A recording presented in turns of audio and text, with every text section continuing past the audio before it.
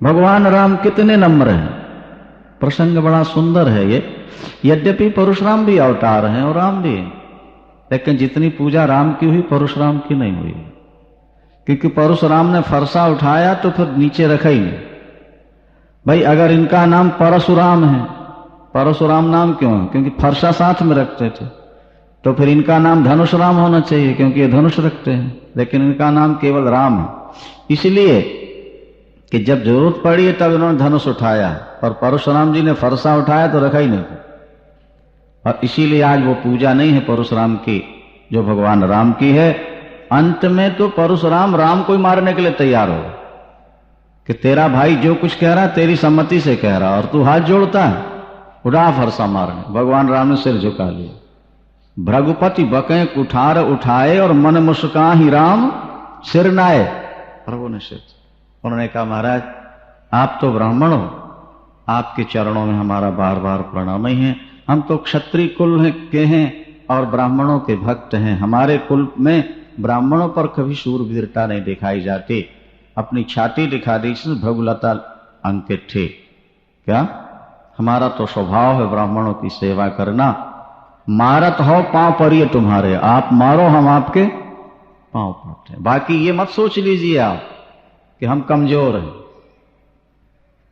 ये कमजोरी से हाथ नहीं जोड़ते। अगर काल भी एक बार ललकारेगा तो रघुवंशी पीठ नहीं दिखाता है। हम तो केवल ब्राह्मण के नाते प्रणाम, तब समझ गए अरे ये तो कोई तेज तत्व है। अच्छा तो ये मेरा धनुष खींच दो। उनके पास एक धनुष था, उसे अवतारी ही खींच सकता था दूसरे। जब धनुष देने लगे तो धनुष अपने आप चला गया। अरे भाई तुम अपने आप क्यों चले गए राम के हाथ में? क्या बोले पूर्ववर्ती से व्यक्ति को शिक्षा लेनी चाहिए ना। पहले वाला अकड़ा था तो टूट गया, अगर हम भी अकड़ेंगे तो टूट जाएंगे। इसीलिए हम बिना बुलाए चले गए ताकि बच तो जाएंगे। सियावर देत राम आपु चल गयो तो परशुराम मन जाना राम प्रभाव तक पुलक प्रफुल्लित गात। दोनों हाथ जोड़ करके प्रणाम किया। और अंत में परशुराम जी ने स्तुति करते हुए क्षमहु क्षमा मंदिर दो भ्राता, दोनों भाई हमें क्षमा करो। वो जो तेज था परशुराम का धनुष के साथ, वो भी राम में चला गया। सारे शस्त्र त्याग दिए हैं। और काही जाय जय जय रघुकुल केतु के भृगुपति बनहि गए तप हेतु। भगवान राम की जय जयकार करके परशुराम जी चले गए महेंद्राचल पर्वत पर। आज भी वो तप कर रहे हैं। इस तरह क्रोध पर क्षमा की विजय का एक ये उदाहरण है। देखो नदी के किनारे जो वृक्ष खड़े होते हैं वो बाढ़ में बह जाते हैं, और घास लगी होती है वो झुक जाने के कारण बहती नहीं है। बाढ़ कम होगी फिर खड़ी हो जाती। जो झुकता है वो बच जाता है, और जो अकड़ता है वो बह जाता है। परशुराम की तरह अकड़ना नहीं, भगवान राम की तरह झुकना सीख लो। सियावर राम। भगवान राम ने अपनी क्षमा सौजन्यता के द्वारा, सरलता के द्वारा परशुराम जी के मन को जीत लिया। और अंत में परशुराम जी हाथ जोड़कर क्षमा मांगकर तप करने चले। यहाँ जनकपुर से दूत भेजे जाते हैं अवधपुर, जो चर्चा हम पहले कर चुके हैं। महाराज दशरथ ने पत्र कैसे पढ़ा और कैसे पूछा ये कल सुन रहे थे आप लोग। बारात की तैयारी हुई है, और बारात जब चली है तो अनेक प्रकार के शुभ शकुन हुए। और जब जनकपुर पहुंचे हैं, मार्ग के सभी नदियों में पुल बनवा दिए थे महाराज जनक ने। जनकपुर पहुंचने के बाद भगवान राम पिता दशरथ को प्रणाम करने आते हैं। और जब भगवान राम और लक्ष्मण ने महाराज दशरथ को प्रणाम किया तो उनको ऐसा लगा कि हमको नया जीवन मिल गया। सोत ही अलाय दुसह दुख मेटे, ओ मृतक शरीर प्राण जनु भेटे। जैसे मृतक शरीर में दोबारा प्राण आ जाए, इस तरह महाराज दशरथ के जीवन शरीर में नए जीवन का संचार हुआ। भगवान राम को हृदय लगा करके उन्होंने शांति का अनुभव किया, देवता पुष्प वर्षाए और जय जयकार।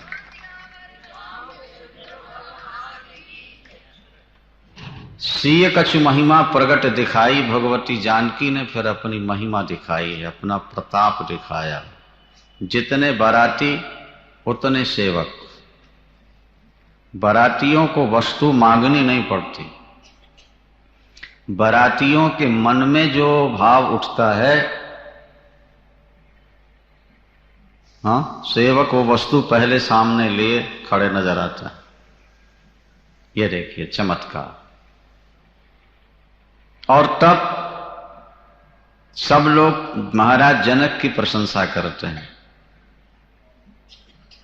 लेकिन सिय महिमा रघुनायक जानी, ये चमत्कार महाराज जनक का है या जानकी का है, इस बात को केवल भगवान राम ही समझ पाए थे।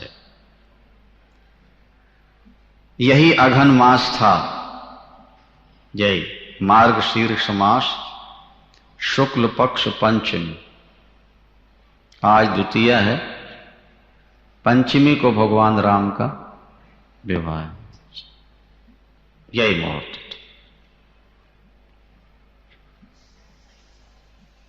बहुत विस्तार है, संक्षेप में यह बात कह के आगे श्रवण करें।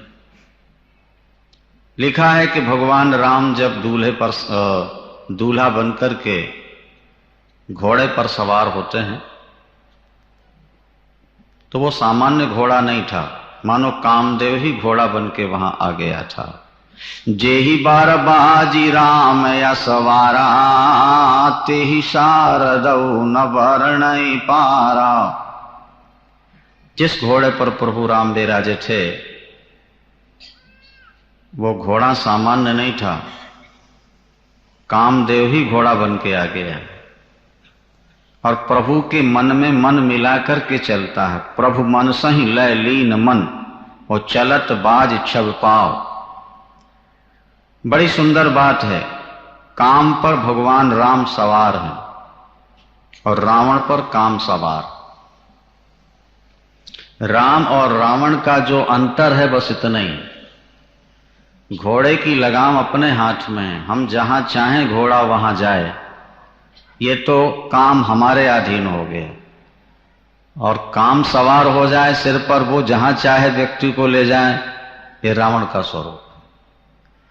काम जहां चाहता है रावण को वहां जाना पड़ता है, और राम जहां चाहते हैं घोड़े को वहां ले जाते हैं।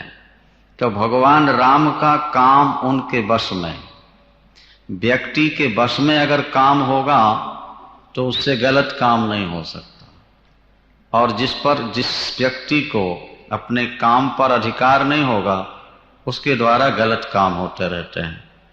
जब भगवान राम दूल्हे बनकर के घोड़े पर सवार होकर चले तो उस पर जो जीन पड़ी हुई थी उसमें मोती और हीरों की झालरें लटक रही थी, और घोड़ा नाचता हुआ चलता है। ऐसा लग रहा है कि तारागणों के बीच में चांद की शोभा हो रही है। सियावर रामचंद्र भगवान। भगवान शंकर ने जब देखा दूल्हा रूप भगवान राम का, तो आज 15 नेत्र सार्थक हो गए भगवान शंकर के। भगवान शंकर के कितने नेत्र हैं? 15। 5 मुख है ना भगवान शंकर के, और 3 नेत्र होते हैं एक मुख में। तो नयन 5-10 अति प्रिय लागे, शंकर राम रूप अनुरागे। भगवान राम का दर्शन करके भगवान शंकर को ऐसा लगा कि आज हमारे 15 नेत्र सार्थक हो गए।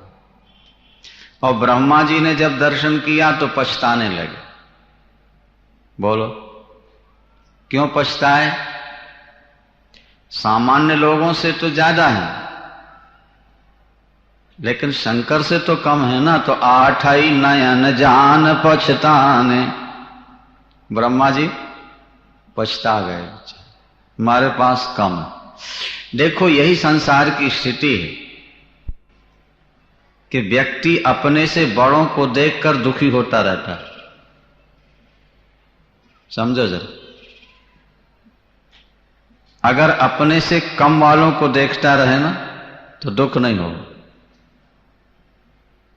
जो मीडियम धनवान होते हैं वो टाटा बिरला की ओर देखते रहते हैं, वो कहते हैं उनसे तो हम पीछे हैं, कम हैं, थोड़ा और कमा लें। अरे भाई, उनको क्यों देखते हो? आपसे जो ज्यादा गरीब हैं उनको क्यों नहीं देखते आप? अगर अपने से ज्यादा गरीबों को देखोगे तो ऐसा लगेगा कि उनसे तो हम अच्छे हैं। अब दुनिया भर के तो 2 ही आंखें होती हैं हर व्यक्ति की, और ब्रह्मा जी की 8 हैं, लेकिन पछता रहे हैं वो।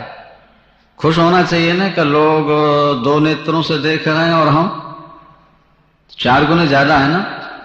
तो 4 गुने ज्यादा होने की खुशी नहीं है, शंकर से हम 50% नहीं समझ में आई बात, पीछे रह गए ना। पछता रहे कि 8 नयन जान पछताने। कार्तिकेय के 12 मुख हैं, 6 मुख हैं, 12 नेत्र हुए। तो कार्तिकेय खुश हो रहे हैं कि विधिते देवल लोचन लाहो, हम बड़े भाग्यवान हैं कि ब्रह्मा से 1.5 नेत्र हैं हमारे, 8 जोड़े।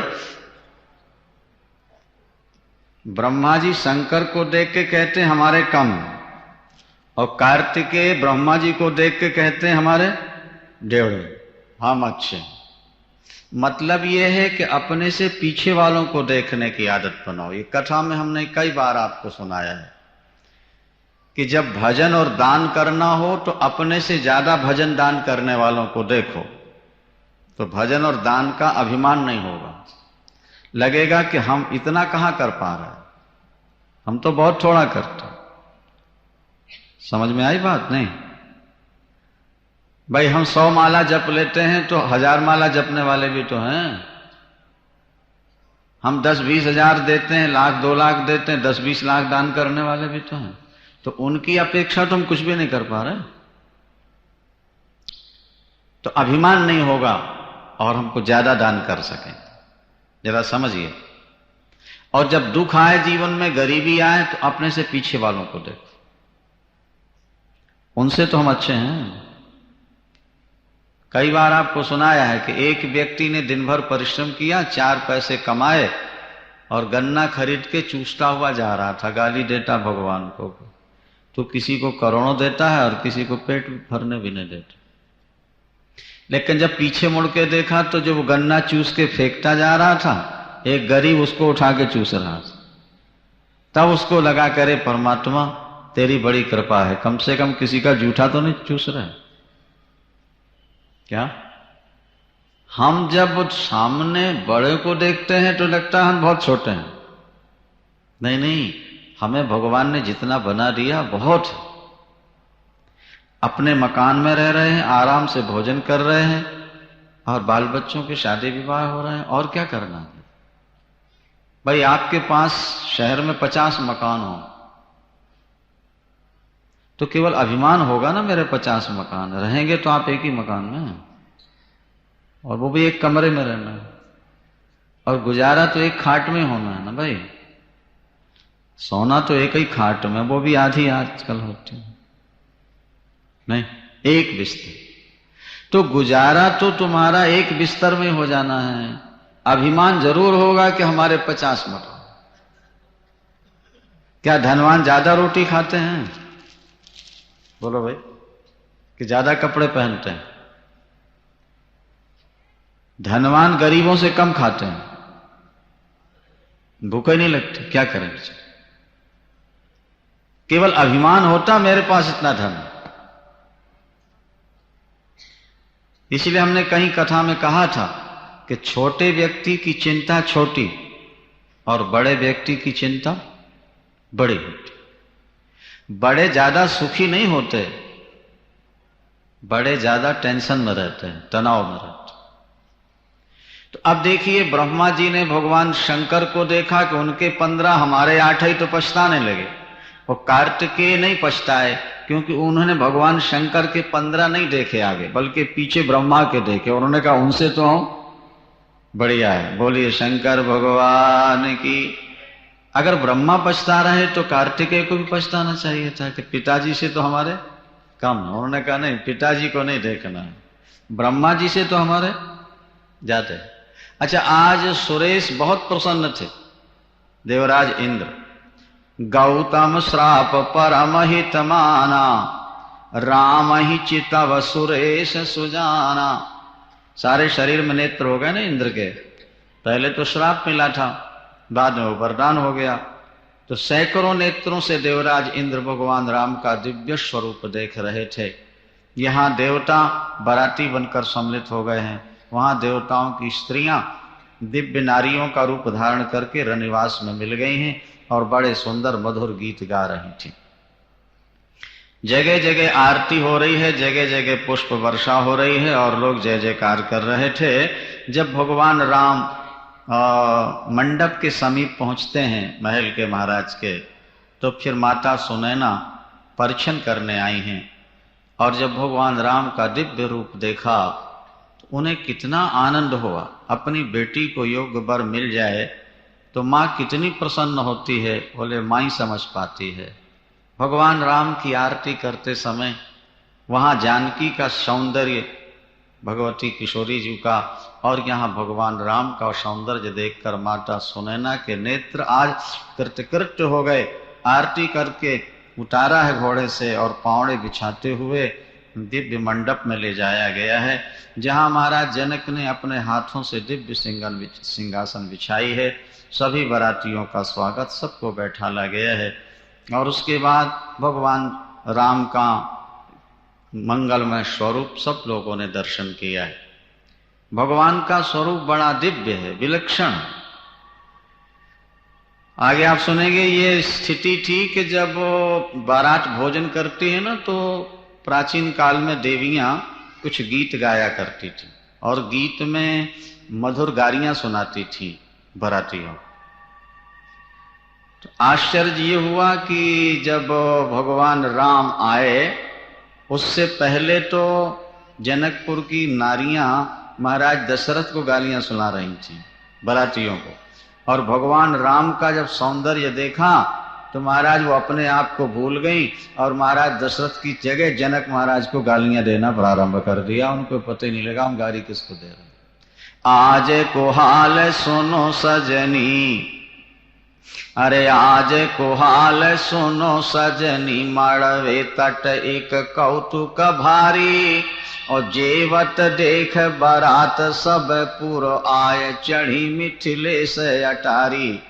तो राम को रूप निहारत ही भ्रम में भई वे सब गावन हारी, के लेत रही अवधेश को नाम, सुदेने लगी मिथिलेश ही गारी। भगवान राम जब भोजन करने बैठते उस समय की बात है। भगवान राम इस समय मंडप में पधार गए हैं और महाराज जनक ने सबसे पहले तो भगवान राम के चरण धोए। लागे पखारन पाय पंकज, प्रेम तनुकुल कावली। महाराज जनक ने जब भगवान राम के चरण पखारे, चरण धोए, तो देवता पुष्प वर्षा कर उनके भाग्य की सराहना कर रहे थे। देखो महाराज जनक कितने बड़भागी हैं, जिन चरणों का जल भगवान शंकर मस्तक पर धारण करते हैं। बड़े बड़े देवताओं को जो चरण सुलभ नहीं है, आज महाराज जनक अपने हाथों से वे चरण धो रहे हैं। जिन चरणों का चिंतन करके मुनि अपने दोषों को मिटा देते हैं, जिन चरणों का स्पर्श करके अहिल्या दिव्य नारी बन गई, योगियों का मन मधुप जिन चरणों में सदा निवास करता है, ते पद पखारत भाग्य भाजन, जनक जय जय सब कह। आज उन्हीं चरणों को महाराज जनक पखार रहे हैं, सब लोग जय जयकार करते हैं। भगवती जानकी को जब मंडप में लाया गया है तो सभी लोगों ने हाथ जोड़ करके प्रणाम किया है और जय जयकार की है। भगवती का दिव्य स्वरूप था, उसका तो वर्णन नहीं हो सकता। शक्ति, परमात्मा की आह्लादनी शक्ति है ये। और उसके बाद दोनों कुल गुरुओं ने शाखोच्चार किया है। विवाह में दोनों कुल की 3-3 पीढ़ियों का स्मरण किया जाता है। यहाँ पर भगवती जानकी जब आकर बैठी तो उनके हाथ के कंगनों में भगवान राम की मूर्ति दिखाई देती। अब ऋषि कहते हैं जानकी जी से कि पूजन करो, तो वो हाथ हिलाना नहीं चाहती, क्योंकि हाथ हिलेगा तो दर्शन नहीं हो पाएगा, सामने देख नहीं सकते क्योंकि सभी लोग बैठे हुए हैं। तो चालत न भुज बल्ली विरह भय वश जानकी लिखा हुआ है, हटाती नहीं। भगवान राम सिया जी का स्वरूप देख करके इतने मुग्ध हो गए कि जब ऋषियों ने कहा कि दुर्गा जी, गणेश गौर का पूजन होता ना, तो दुर्गा जी को सिंदूर लगाइए, चंदन लगाइए, तो भगवान राम सीता जी को लगाने लगे। सियावर रामचंद्र भगवान। इसके बाद करिलोक वेद विधान कन्यादान नृपभूषण कियो। महाराज जनक ने लौकिक वैदिक रीति पूर्ण करके और कन्यादान की है। भगवती जानकी का हाथ भगवान राम के हाथों में समर्पित किया। जैसे हिमांचल ने अपनी कन्या भगवान शंकर को दी, जैसे समुद्र ने लक्ष्मी नारायण को समर्पित की, इसी तरह से महाराज जनक ने आज अपनी भगवती जानकी राम को समर्पित की है। हवन हुआ है और उसके बाद गांठ जुड़ी और परिक्रमा हो रही है। तो कुंवारी कुंवर कल भावर देही, नयन लाभ सब सादर लेही, और जायन बरणी मनोहर जोरी, जो उपमा कछु कहव सुथोरी। विवाह में प्रारंभ में जब भावरें पड़ती हैं, लावा फेरे, तो पहले लड़की आगे होती है और लड़का पीछे होता है ना। दुल्हन आगे और वर पीछे। तो आगे भगवती जानकी हैं और पीछे राम जी हैं। जब भावरें पड़ रही थी, जो मंडप बनाया गया था वो मणियों का मंडप था। तो जब भगवती जानकी आगे बढ़ती हैं तो पहले सीता जी की मूर्ति दिखती है खंभों में और पीछे भगवान राम ऐसा लगता है कि रति और कामदेव अनेक रूप बना करके छुप छुप करके राम विवाह देख रहे हैं। आध्यात्मिक दृष्टि से संतों ने कहा कि आगे भगवती जानकी की मूर्ति दिखती है, माने सीता जी हैं भक्ति और भगवान राम हैं ईश्वर। जिस हृदय में पहले भक्ति आ जाती है उसमें भगवान का प्राकट्य हो जाता है, और जिस हृदय से भक्ति चली जाती है वहां भगवान छुप जाते हैं। देखिए ना, जो मंडप में खंभे हैं, पहले सिया जी दिखती हैं, पीछे राम भी दिखने लगते हैं, और सिया जी आगे बढ़ गई तो राम भी बढ़ गए, तो राम का दिखना भी बंद हो गया। तो जहां भक्ति है वहां ईश्वर है, और जहां भक्ति नहीं है वहां ईश्वर। ये इसका संकेत हुआ। भावरें पड़ती हैं, जय जयकार करते हैं, और उसके बाद में महाराज जनक ने बहुत कुछ दाज दिया। सारा मंडप भर गया मणियों से, सोने चांदी से। भगवती जनक नंदिनी जानकी के मांग में भगवान राम सिंदूर भरते हैं।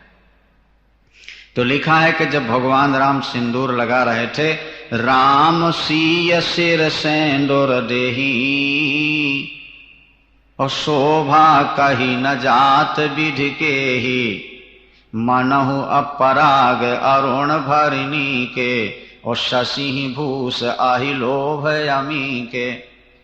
भगवान राम जो भगवती जानकी को सिंदूर दान दे रहे हैं, कैसा लगता है? भगवती जानकी का मुखार बिंद चांद है और भगवान का हाथ सांवला सांवला सर्प के समान है। तो ऐसा लगता है कि सर्प कमल में पराग भर के सिंदूर चंद्रमा को दे रहा है अमृत प्राप्ति के लिए। अंगुलियां तो कमल पुष्प की तरह और हाथ सर्प की तरह। तो लगता है कि सर्प अपने मुख में कमल पुष्प लेकर सिंदूर रूपी पराग भर के वो चंद्रमा को दे रहा है अमृत प्राप्ति के लालच में। इस तरह भगवान राम ने भगवती को सिंदूर दान किया है। शास्त्र कहते हैं कि सुहागनी स्त्री के मस्तक पर सिंदूर होना चाहिए। अब आजकल तो परंपराएं बदलती जा रही है ना सब। भगवती जानकी हमेशा अपने मस्तक में सिंदूर लगाते थे। ये सुहाग का एक चिन्ह होता। एक बार भगवती जानकी जब सिंदूर लगा रही थी तो लिखा है कि हनुमान जी महाराज आ गए। तो हनुमान जी ने देखा कि माँ सिंदूर लगा रही, तो पूछा माँ ये क्या है? तो भगवती जानकी ने कह दिया बेटा इससे स्वामी की आयु बढ़ती है, सिंदूर लगाने से स्वामी की आयु बढ़ती है। तो हनुमान जी ने सोचा कि मेरे स्वामी तो राम हैं, मेरे भी राम स्वामी हैं, तो अगर इतना सा सिंदूर लगाने में स्वामी की आयु बढ़ती है तो मैं सारे शरीर में लगा लेता हूं ताकि मेरे स्वामी की आयु बहुत लंबी हो, उनका मंगल हो। तो महाराज उन्होंने 1-2 किलो सिंदूर खरीदा और घी में मथ करके सिर से लेकर पैरों तक हनुमान जी ने सिंदूर लगा लिया और बिल्कुल लाल होकर के बाबा जी पहुंच गए राम दरबार में। भगवान राम ने जब देखा बहुत ठहाका मार के हंसे महाराज, बोलो सियावर रामचंद्र भगवान की। बहुत हंसे भगवान राम और पूछने लगे हनुमंत लाल ये क्या है? तो हनुमंत लाल ने कहा कि सरकार माँ कहती हैं सिंदूर लगाने से स्वामी की आयु बढ़ती है, तो मोरे सब एक तुम स्वामी दीन बंधु अंतरयामी। आप हमारे स्वामी हैं, हमने सोचा सारे शरीर में लगा लें। भगवान राम ने आशीर्वाद दे दिया, जाओ हनुमंत लाल आज के बाद जो तुम्हें सिंदूर का चोला चढ़ाएंगे उनकी सभी कामनाएं पूर्ण होती रहा करेगी। कहते तभी से हनुमान जी को सिंदूर का चोला चढ़ने लगा है। अभी भी लोग हनुमान जी को सिंदूर मंगलवार को लगाते हैं ना। कोई विशेष संकट जीवन में आए तो हनुमान जी को सिंदूर चढ़ाओ, उससे आपकी कामनाएं पूर्ण होती हैं। नहीं? हनुमान जी को सिंदूर बहुत प्रिय लगा। उसके बाद भगवान राम ने भगवती जानकी को सिंदूर दान दिया, कन्यादान हुआ है और फिर अनेक दिनों तक बारात वहां रही। महाराज जनक रोके रहे, अंत में विदाई होती है और जब विदा होने लगी तो बड़ा करुण प्रसंग है। जब घर से कन्या को विदा किया जाता है तो पत्थर हृदय भी पिघल जाता है। माता पिता तो रोते ही हैं, सारा परिवार रोता है, सारे रिश्तेदार रोते हैं। ये एक विचित्र शास्त्र की विधि है, परंपरा है। व्यक्ति कितने लाड़ प्यार से बेटी को पालता है, पढ़ाना लिखाना, और जवान होने के बाद उसको घर से विदा करता है।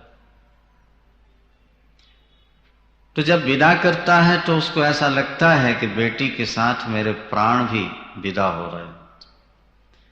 जनकपुर के बारे में तो बड़ा विचित्र गोस्वामी जी लिखते हैं कि भगवती जानकी ने सोने के पिंजड़ों में तोता मैना पाल रखे थे। आज जब भगवती जानकी विदा होने लगी तो वे तोता मैना रोते हैं, पूछते हैं कि ते अब कहाँ ही कहाँ वैदेही, और सुन धीरज परिहरन के ही। ऐसा कौन व्यक्ति है जिसका धैर्य टूट न जाए।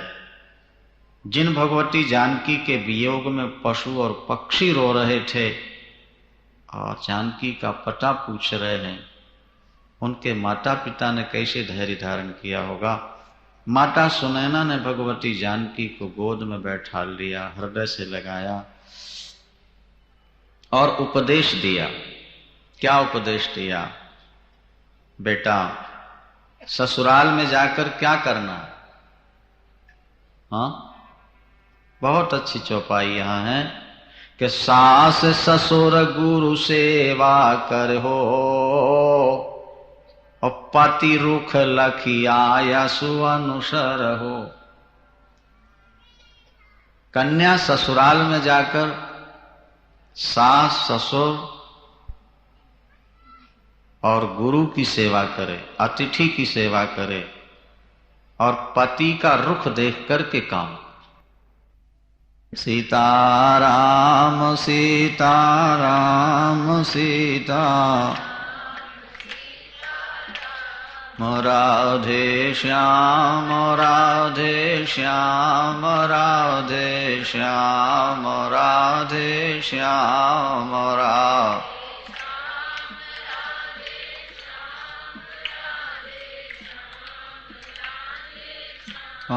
राजा राम राजा राम राजा राम राजा राम राम।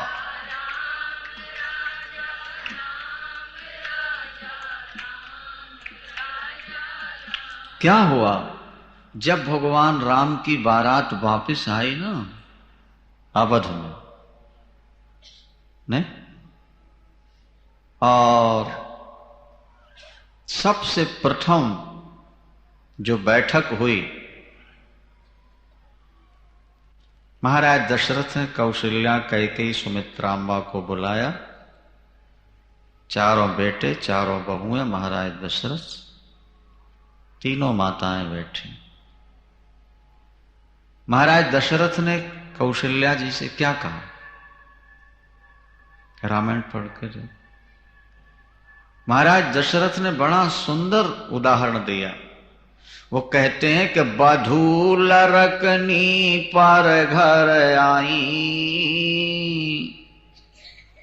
ये बधू लरकनी पर घर आई, के राखे हु पलक नयन की नाय। देखो कौशल्य, ये बहुएं अभी छोटी छोटी हैं, लड़कनी छोटी छोटी हैं। सियावर रामचंद्र भगवान, कितना सुंदर दृष्टांत दिया महाराज दशरथ ने। बधू लड़कनी पार घर आई। देखो कौशल्य, ये छोटी छोटी बेटियां दूसरे के घर से आई हैं, नहीं? इनको कैसे रखना है? बोले राखे हु पलक नयन की नाई। जैसे पलक आंख की रक्षा करती है, जरा आंख के सामने कोई चीज आए पलक बंद हो जाती होते हैं। क्यों बंद होते हैं? मानो पलक कहते हैं हमें दंड दे लो, लेकिन हम जिनकी रक्षा में नियुक्त हैं उनको कष्ट नहीं। कोई आपके सामने अंगुली ऐसे हिलाए ना आंखों के सामने, ये कह दे कि हम आंखों को चुभाएंगे नहीं, आंखों में अंगुली चुभाएंगे नहीं, खाली यूं करे ना, तब भी आपके पलक बंद हो। आपको ये मालूम है कि ये व्यक्ति हमारी आंख में अंगुली चुभाएगा नहीं, पर वो जब यूं हाथ करेगा तो आगे बंद होगा। माने पलक इतने सावधान रहते हैं कि जरा सा खतरा मालूम पड़ा और वो बंद हो। महाराज दशरथ कहते हैं कि तुम्हें पलक बनना है और बहुओं को आंख बनाकर। अच्छा, ऐसा नहीं कि महाराज दशरथ ने कह दिया और कौशल्या जी ने यहां से सुना इस कान से और उस कान से निकाल लिया ना। जो महाराज ने कहा अक्षरशः उसका निर्वाह किया। सुनिए जरा।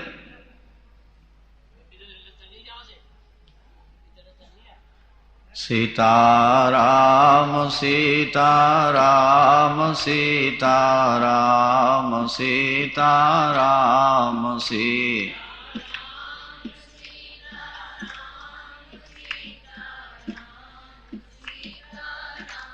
कैसा निर्वाह किया जरा देखें तो आप। विवाह के 12 वर्ष बाद वनवास हुआ है, ऐसा रामायणों में लिखा है। विवाह के 12 वर्ष, और जब प्रभु राम जाने के लिए तैयार होते हैं और भगवती जानकी भी आकर कौशल्या मां के चरणों में प्रणाम करती हैं कि मां मुझे भी आज्ञा दे दो, तो राम वनवास में कौशल्या मां उतनी नहीं रोई जितनी सीता का वनवास देख करके रोई। ये जा रहे हैं और ठीक वही बात दोहराई है महाराज दशरथ ने कहा था ना कि राखे हो नयन पलक की नहीं, वहां चौपाई लिखी है कि नयन पुतारी कर प्रीति बढ़ाई, नयन पुतारी कर प्रीत बढ़ाई, राख्यों प्राण जान की लाए, और जीवन मूर जिम जुगवत रहूं, दीप बाती नहीं तारन। कहा मां कौशल्या बहुत रोई, ललन तुम जा रहे हो बेटा, जाओ, तुम राजकुमार हो, बचपन से तुम जंगलों में घूमते रहे शिकार के लिए, दुष्टों के संहार के लिए, तुम तो वन में रह सकोगे, पर मेरी बिटिया सीता कैसे रहेगी? ये तो घर में बानर का चित्र देख ले तो कांप जाती है, चीख पड़ती है, जंगल के विशालकाय जानवरों को देखकर कैसे प्राण बचाएगी? मैंने इसके नीचे हमेशा कालीन बिछवा के रखी, जहां जहां सिया जी को जाना होता था ना, वहां कालीनें बिछी रहती थी। 12 वर्ष में कभी जानकी को जमीन पर पैर नहीं रखने दिया माता कौशल्या ने, कभी दीपक की बत्ती बुझाने के लिए नहीं कहा। पालंग पीठ ताजी गोद हिंडोरा, पालंग पीठ ताजी गोद हिंडोरा, कसिया नदीन पा गया वनी कठोरा। मां कौशल्या ने जमीन पर पैर नहीं रखने दिया। क्यों? बोले पृथ्वी कठोर है, मेरी बहू रानी सिया के चरण बहुत कोमल है। हमेशा पलंग पर बैठाल के रखती थी, हिंडोले में बैठाल के, झूले में कौशल्या जी स्वयं झुलाती, लोरियां देती, और कभी कभी गोद में बैठालती। महाराज दशरथ की ये शिक्षा हमें आपको ध्यान में रखना है। अब आगे की कथा बढ़ाते हैं क्योंकि समय थोड़ा सा है। विवाह के 12 वर्ष बाद रामनवमी का पावन दिन था। महाराज दशरथ सभा में विराजमान हैं, मुकुट टेढ़ा हुआ, दर्पण लेकर देखते हुए उसको सीधा किया, और जब दर्पण में देखा तो कान के किनारे के बाल सफेद। किनके? महाराज दशरथ। कान के किनारे के बाल सफेद हुए हैं। इस सिर के बाल जब भी सफेद होना प्रारंभ होंगे, कहां से प्रारंभ होते हैं? कान के किनारे से होते हैं, देख लो। और कान के किनारे इसलिए सफेद होते हैं कि जैसे घंटी बजे तो रिसीवर कहां लगाओगे? हाँ,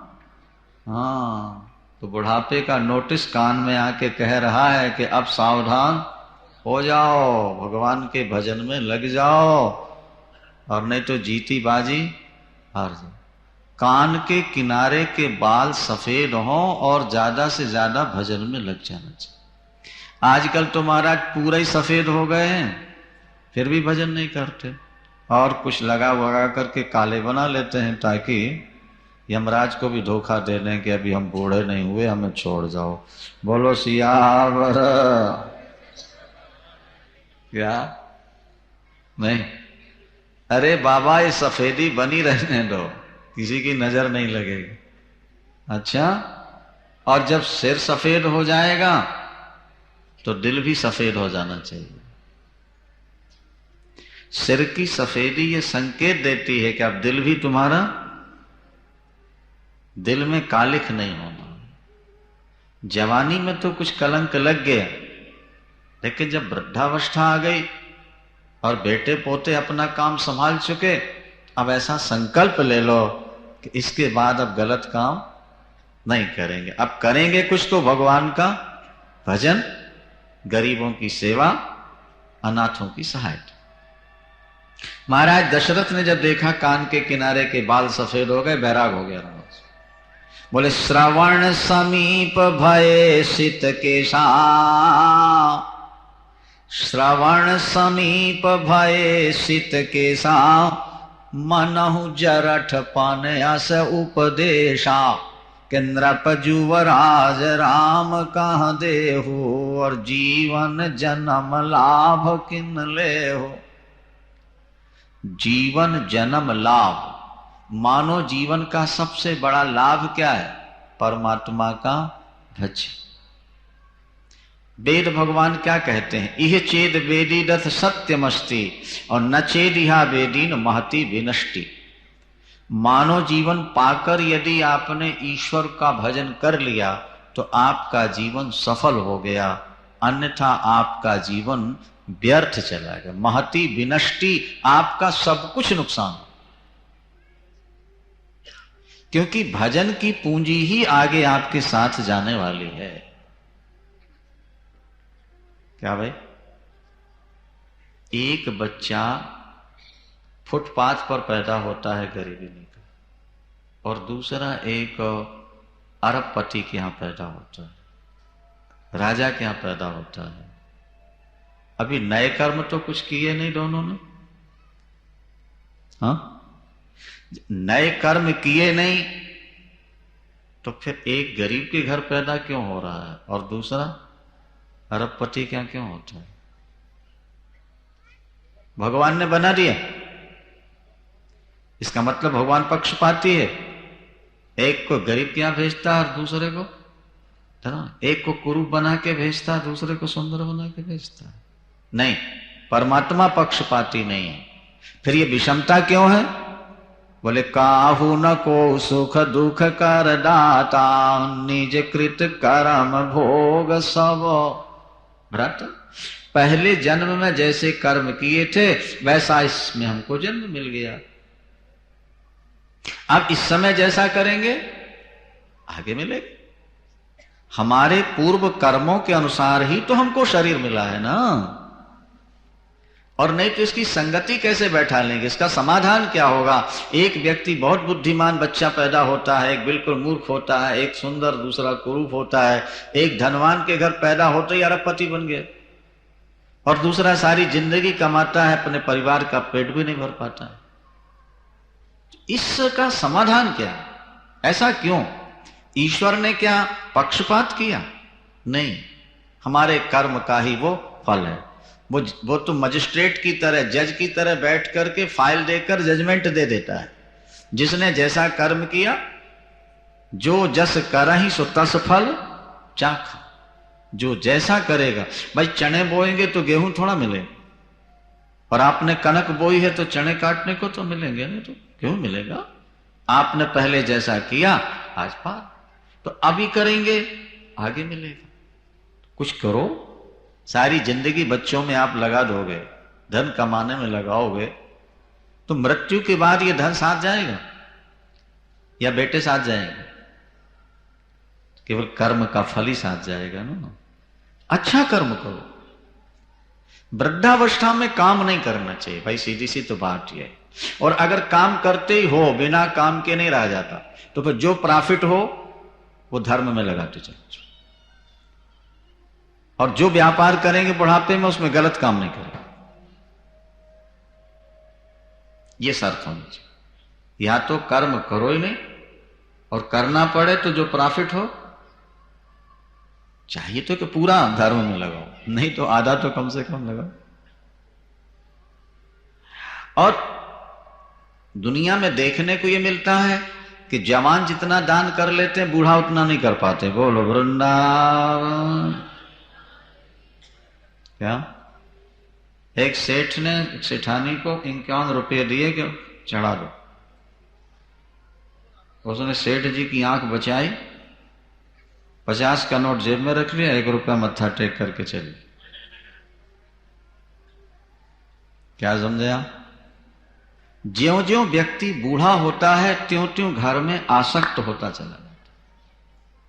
ये आप समझ लो। कंबल ज्यों ज्यों गीला होता है त्यों त्यों भारी होता है। शास्त्र कहते हैं वृद्धावस्था आते आते घर से तुम्हारी ममता खत्म हो जानी चाहिए। लेकिन देखने को यह मिलता है कि व्यक्ति ज्यों बूढ़ा हो रहा है त्यों ज्यादा ममताग्रस्त होता जाता, त्यों ज्यादा लोभी होता जाता, त्यों ज्यादा कंजूस। जवान लोग खूब खर्चते हैं, खूब उड़ाते हैं, और बूढ़ा बैठ कर रोता है, अरे नालायकों सब बर्बाद किए दे रहे। बोलो सियावर। अच्छा, वे जवान भी जब बूढ़े होंगे तो फिर भी वो वैसे शुरू कर देंगे। बुढ़ापा आने पर यह गलत स्थिति पैदा हो जाती। शास्त्र कहते हैं ऐसा। वृद्धावस्था आई, बेटों को आपने अपने काम में लगा दिया, अब आप भजन में लग जाओ, परोपकार में लग जाओ, दीनहीन गरीब की सेवा करो, साधु की सेवा करो, कथा रसपान करो।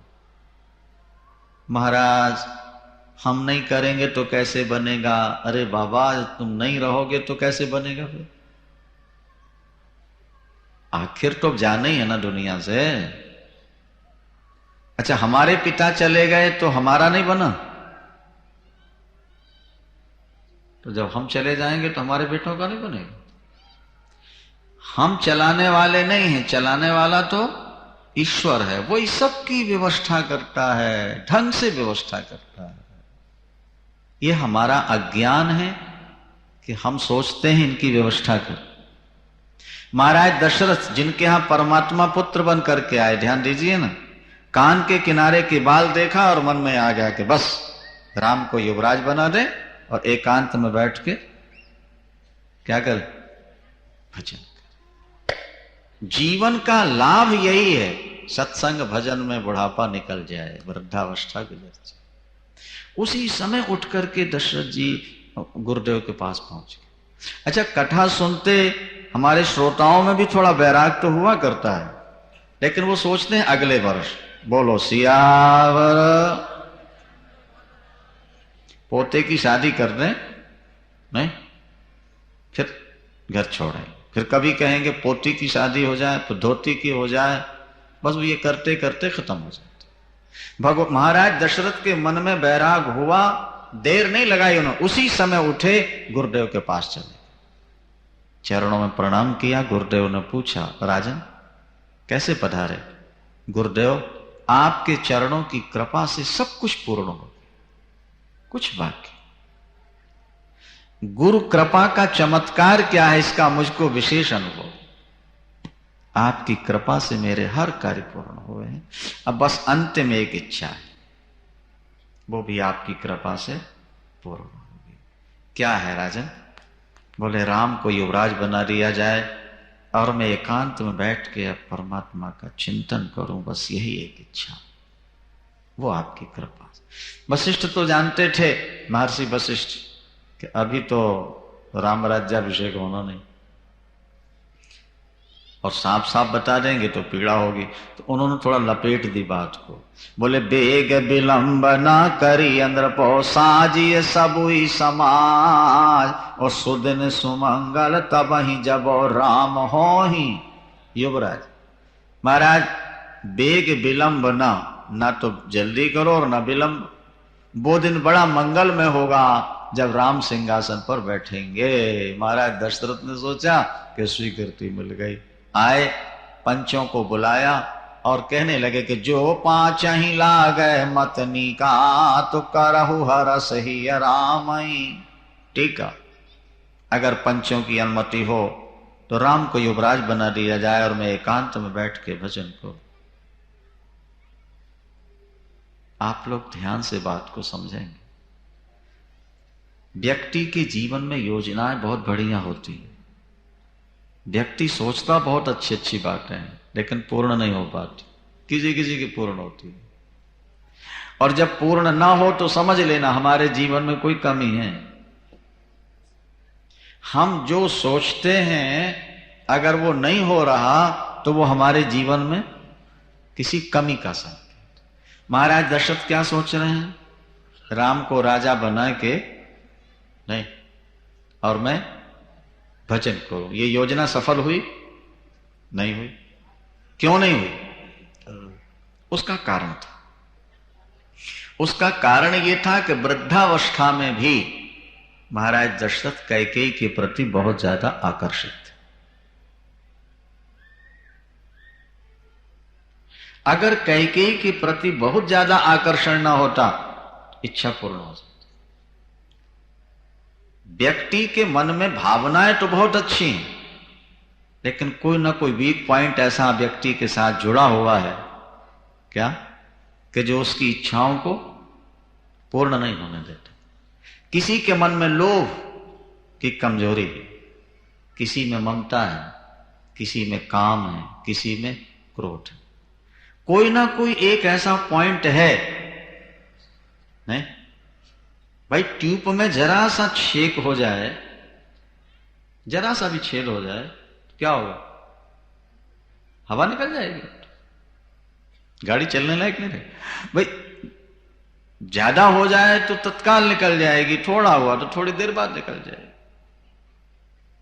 अगर गाड़ी को ठीक से लक्ष्य तक ले जाना है तो शर्त यही है कि फिर ट्यूब में कहीं छिद्र नहीं होना। नौका को अगर पार ले जाना है तो उसमें कोई छिद्र नहीं होना। हम भी अपने जीवन को अगर किनारे लगाना चाहते हैं तो हमारे जीवन में कोई कमी नहीं। अच्छा, एक बात और सुनो आप ध्यान से कि कैकेयी जब कोप भवन में गई, रामायण अगर आप लोग पढ़ते हो और नहीं तो पढ़ा करो, देखा करो, कैकेयी अम्बा ने महाराज दशरथ को बुलवाया था रात्रि में। रामायण पढ़ी आप? नहीं बुलवाया। कोप भवन में चली गई और महाराज को नहीं बुलवाया। और अगर महाराज आज रात में नहीं आते हैं तो कल सुबह तो राज्याभिषेक हो जाएगा। तो कैकेयी जी को चाहिए ना कि बुलवा लेते, पर किसी को भेजा बुलाने के लिए ऐसा कोई प्रसंग नहीं आता। क्यों? कैकेयी जी को पता है कि महाराज बिना नागा मेरे पास आते ही हैं, तो बुलवाने क्या जरूरत। वृद्धावस्था की शादी और पत्नी के प्रति विशेष आकर्षण, ये जीवन की बहुत बड़ी कमजोरी है। वृद्धावस्था का लोभ, ये जीवन की बहुत बड़ी कमजोरी है। मर तो रहे ही हैं, कुछ और बेटे पोतों के लिए कमा के रख जाएं। अरे भैया, बेटे पोतों के लिए रख जाने की सोचते हो, पर साथ ले जाने की भी तो कुछ सोच लो। भजन तो साथ ले जाओगे और धन कमा के, और फिर लौट के यहां आना है। ये दोबारा मिलेंगे नहीं। तो फिर इनकी व्यवस्था के साथ साथ अपनी भी तो करो। आपने चिड़िया को देखा बच्चों को दाना चुगाती है? नहीं देखा? बच्चों के मुंह में भी डालती है और बीच बीच में आप भी खाती है, और बच्चों को खिलाती रहे और आप ना खाए, फिर क्या होगा? मरेगी।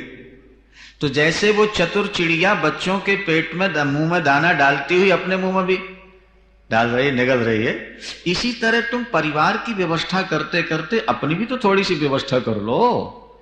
सारी जिंदगी केवल परिवार की व्यवस्था में लगा दिया आपने, अपनी व्यवस्था कुछ नहीं। ये गलत पॉइंट है जिंदगी का। एक निश्चित समय होना चाहिए, बस भाई अब इसके बाद हम काम नहीं करें। और अगर बिना काम किए नहीं रहा जाए तो हम अपनी कमाई का इतना हिस्सा धर्म में लगाएं। ये बातें अगर आपके दिमाग में नहीं बैठेंगी तो आपको शांति कभी नहीं मिलेगी। ये कमजोरी थी महाराज दशरथ की कि कैकेयी अम्बा क्या प्रतिदिन जाते थे और काम के वशीभूत होकर गए। और जब व्यक्ति काम के वशीभूत होता है तो विवेक उसका नष्ट हो जाता है। और जब विवेक नष्ट हो जाता है उस समय जो महिला कह दे, नारी कह दे, वो करना पड़ता। महाराज दशरथ को उस स्थिति में देखा कैकेयी जी ने जब वरदान मांगा। अभी मैं आपको सुना रहा हूं, ध्यान से सुनिए। पंचों ने अनुमति दे दी कि तैयारी की जाए। चारों समुद्रों का जल, विभिन्न प्रकार की जड़ियां बूटियां, सब तैयार। नगर में सजावट होने लगी। कौशल्याम्बा के यहां संदेशा भेज दिया महाराज दशरथ ने, राम कल युवराज बन रहे हैं। सुमित्राम्बा के यहां भी संदेश आ गया, लेकिन कैकेयी के यहां नहीं। क्यों? महाराज दशरथ ने सोचा कि मुझे तो जाना ही है, मैं स्वयं जाकर के ये समाचार दूंगा। अच्छा, इससे पहले कैकेयी निष्काम थी। ये बात भी लगे हाथ थोड़ा आप सुन लो भैया, बड़े काम की बात है। अध्यात्म रामायण में लिखा है, ज्ञान वृत्तिश्च कौशल्या सुमित्रोपासनात्मिका क्रिया वृत्तिश्च कैकेयी वेदो दशरथो नृपो। तीन माताएं हैं ना, कौशल्या, कैकेयी और सुमित्रा।